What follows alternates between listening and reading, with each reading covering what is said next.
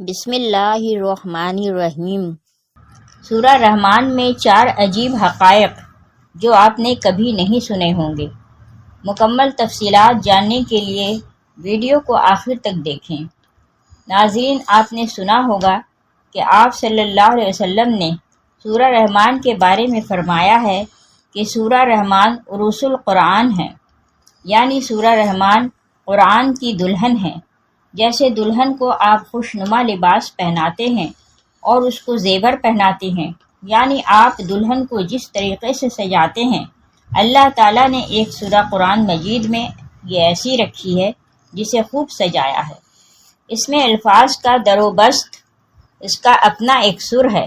یہ اللہ تعالیٰ کے قرا ہیں، انتہائی خوبصورت، اور مصر کے قرا انتہائی دل پسند ہے۔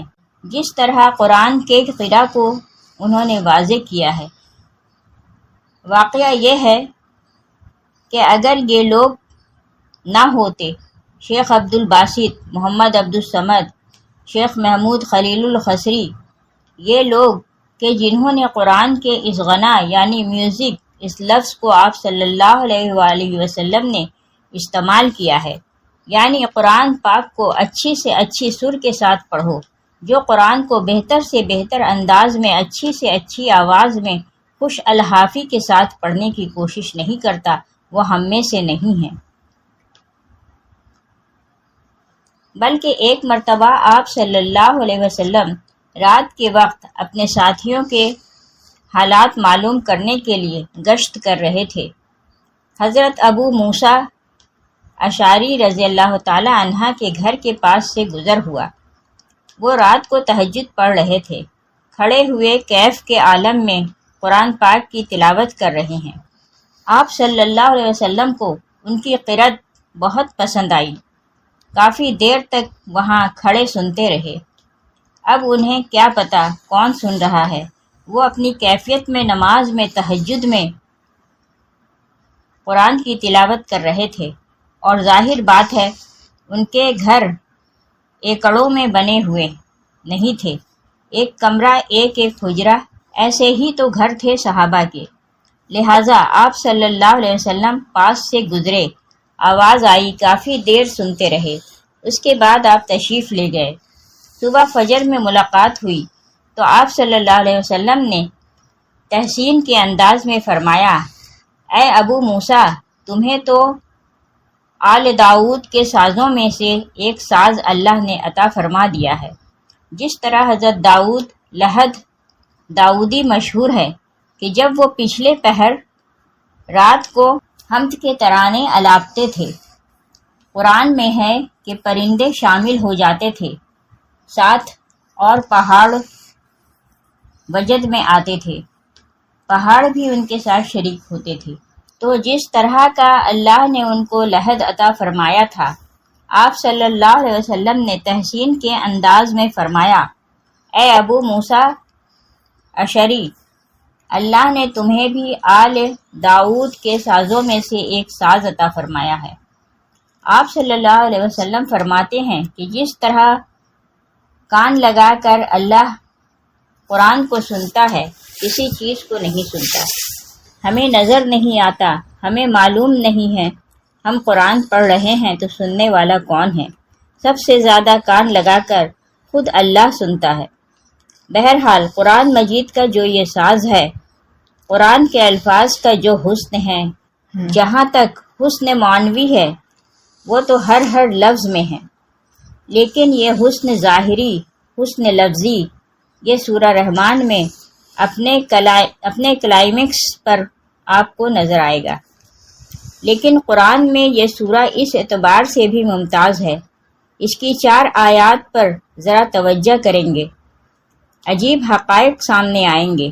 جہاں یہ قرآن مجید کے حسن صوت اور حسن لفظی کی معراج ہے، وہیں اس کی پہلی 4 آیات میں 4 چوٹی کی چیزوں کا ذکر ہے۔ سب سے اونچی چیز ہے۔ پہلی آیت ہے رحمان کیا ہے؟ اللہ کا نام ہے۔ کبھی آپ نے غور کیا اللہ کے ناموں میں سب سے پیارا نام کون سا ہوگا؟ رحمان۔ کیوں؟ اس کا موقع کیا ہے؟ رحمت ہمیں سب سے بڑھ کر جس چیز کی ضرورت ہے وہ ہے رحمت خداوندی۔ آپ صلی اللہ علیہ وسلم فرماتے ہیں، کوئی شخص جنت میں مجرد اپنے عمل کی بنیاد پر داخل نہیں ہو سکے گا جب تک کہ رحمت خداوندی دستگیری نہ کرے۔ جب آپ صلی اللہ علیہ وسلم نے فرمایا کوئی شخص جنت میں داخل نہیں ہو سکتا، اس صحابی نے بڑی ہمت اور جرأت کا ثبوت دیا کہ آپ صلی اللہ علیہ وسلم سے اس نے پوچھ لیا، کیا حضور آپ بھی؟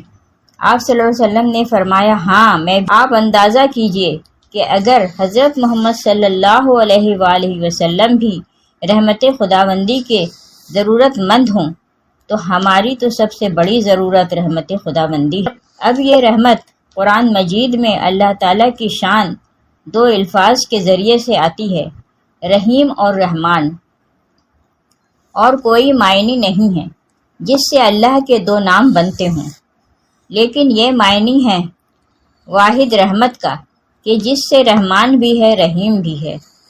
رحیم صفت مشبہ ہے، رحمت دائم ہو جائے گی، مستقل ہوگی تو رحیم کہیں گے، اور رحمان میں وہ شان ہے کہ جیسے ٹھاٹھے مارتا ہوا سمندر ہو، ہیجان کی کیفیت، طوفانی کیفیت، رحمت خداوندی کا طوفانی جوش، وہ ہے رحمان۔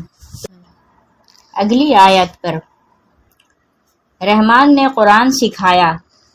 رحمت خداوندی کا سب سے بڑا مظہر رحمان کی رحمانیت کا سب سے بڑا مذہب قرآن ہے۔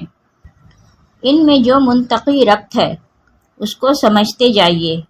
آپ یہ سوچئے، جو علم بھی انسان کو حاصل ہوا وہ کس نے دیا؟ اللہ نے۔ سائنس کا علم بھی اللہ نے دیا۔ ترجمہ، وہ علم اعظم جو حضرت آدم علیہ السلام کو دے دیا گیا تھا، اصل میں یہ اسی کا ظہور ہے جو ہو رہی ہے اور ہوتی رہے گی۔ اب اگلی آیت میں یہ بتایا گیا ہے کہ حیوانات کو کس نے پیدا فرمایا، آسمان کس نے پیدا کیے، زمین کس نے بنائے، فرشتے کس نے پیدا کیے، یعنی خلق الانسان، اس کی تمام مخلوقات میں اس کی تخلیق کی معراج، اس کی تخلیق کا نقطہ عروج انسان ہے۔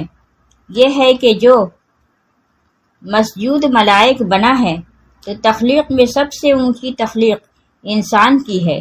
علموں میں سب سے اونچا علم قرآن کا، اللہ کے ناموں میں سب سے اونچا نام رحمان کا ہے۔ ناظرین، ویڈیو پسند آئے تو لائک ضرور کیجیے گا۔ اللہ تعالی ہم سب کا حامی و ناصر ہو، آمین۔